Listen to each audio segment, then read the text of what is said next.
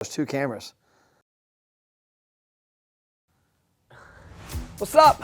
You guys ready to do this? A little Googleage? Google some questions on restaurant marketing? I'm Matt Plapp, America's Best Restaurants, and today we're going to go to Google and we're going to find out what you're asking when it comes to restaurant marketing.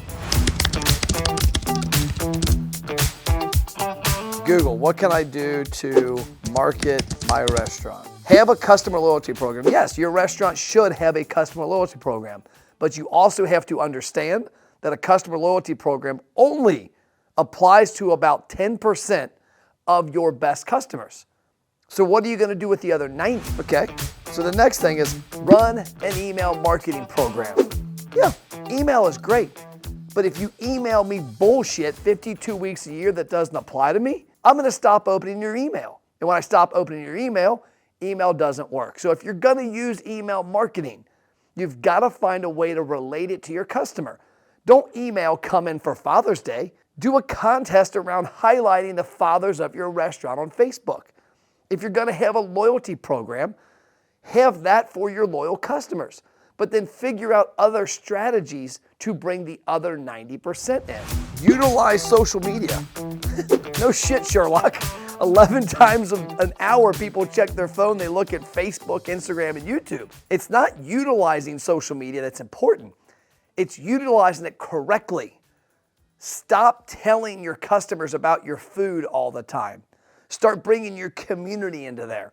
Father's Day, Mother's Day, Valentine's Day. Start highlighting the people in your restaurant and your community that need attention versus your food. Start a blog.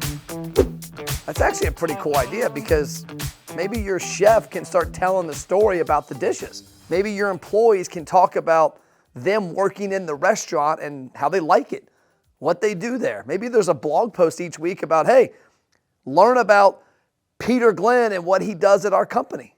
And now people start relating with your restaurant outside of just your food. And it gets your employees involved, which gets their families involved, which gets your community involved. So yeah, blogging can be great, but don't just blog about your food, blog about the community that is inside your four walls. Oh, this is a good one.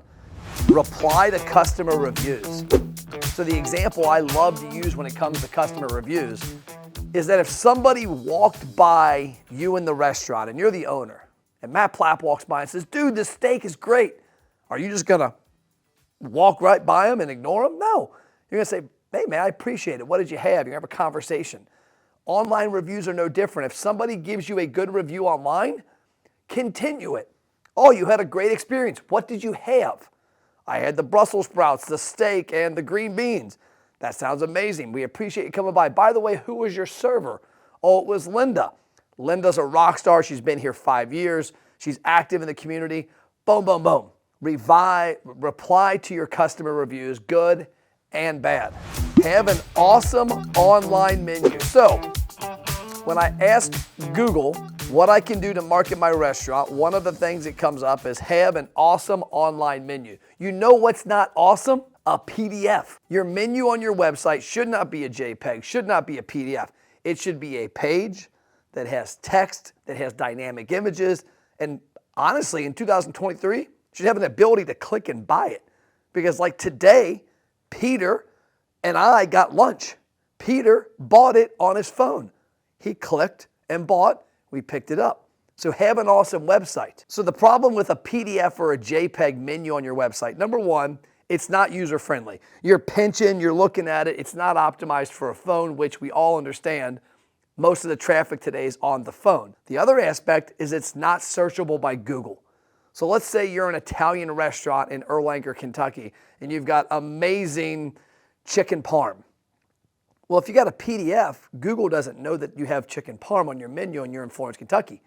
If you've got your menu properly built into your website with text, with dynamic images, with tags, and somebody looks up, what is some badass Italian food?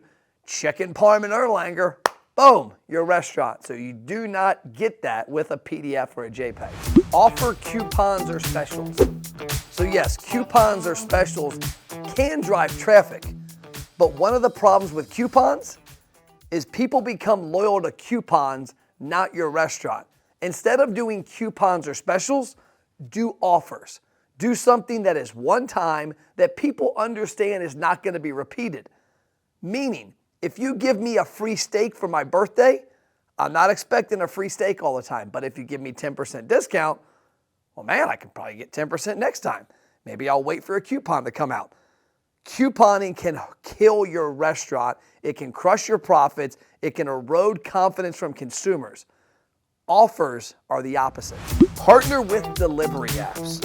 So, the elephant in the room, Uber Eats and Grubhub, all these platforms that are taking your money. So yes, they're not inexpensive. You're probably giving 30 points to that restaurant delivery platform. But you got to think about it.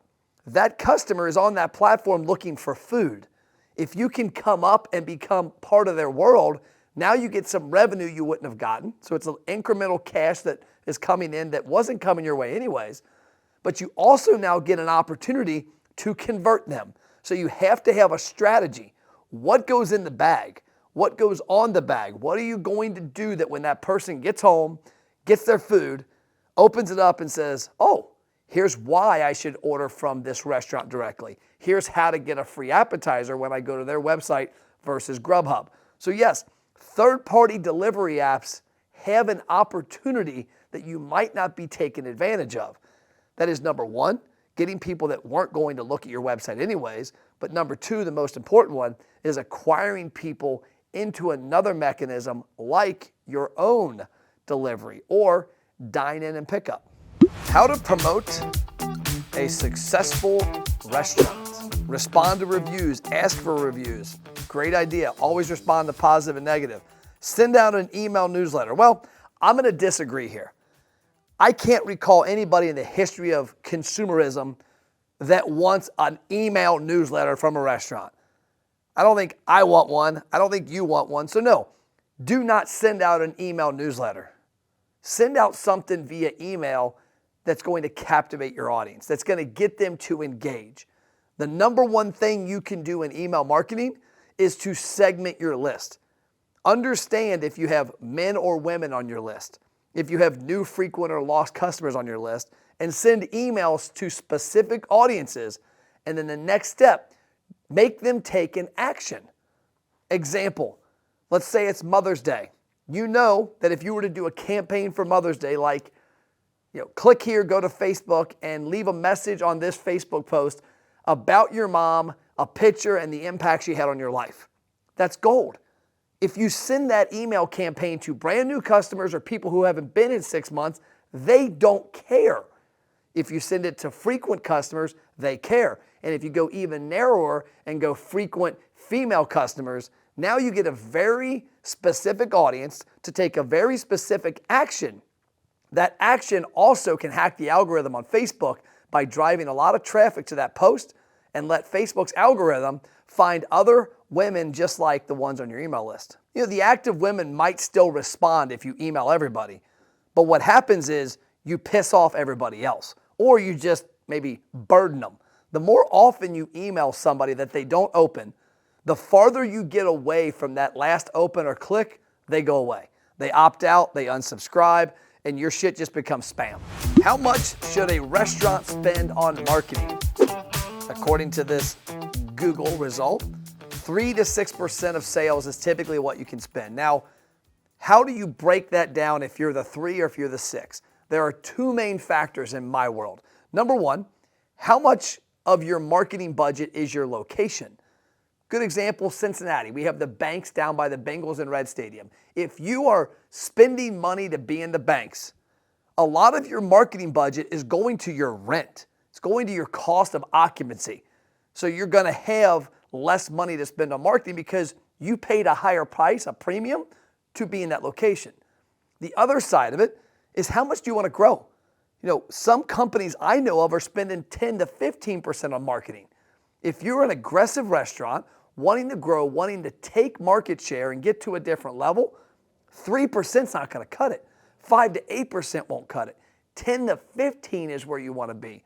But more than anything, you have to have a strategy in place to understand what you're spending and what it's bringing. Because if you're just throwing money out there and hoping and praying, you can spend 20% and end up with lower sales next year if you do not have metrics in place to measure it.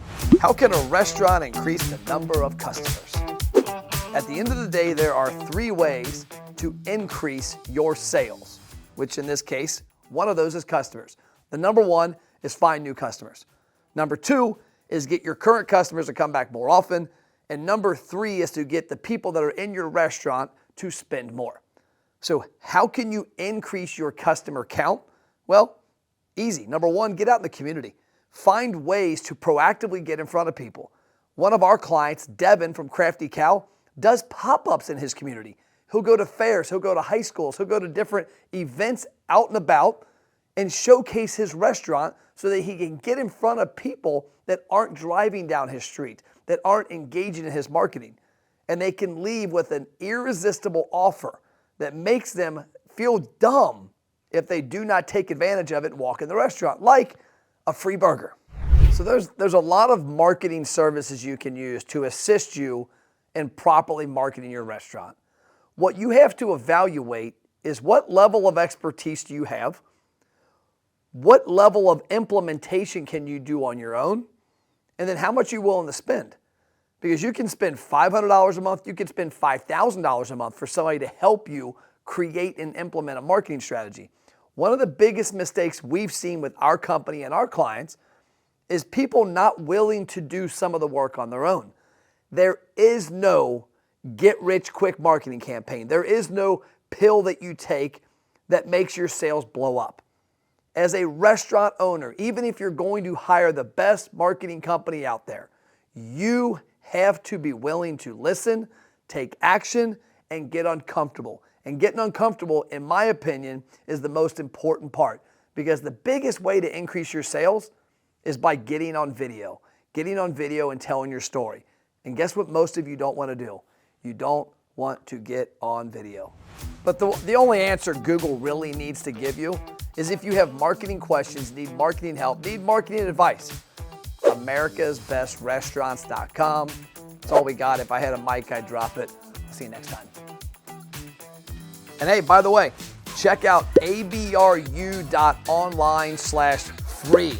It's America's Best Restaurants University. It's our portal for restaurant owners like you to learn the highest level marketing tactics.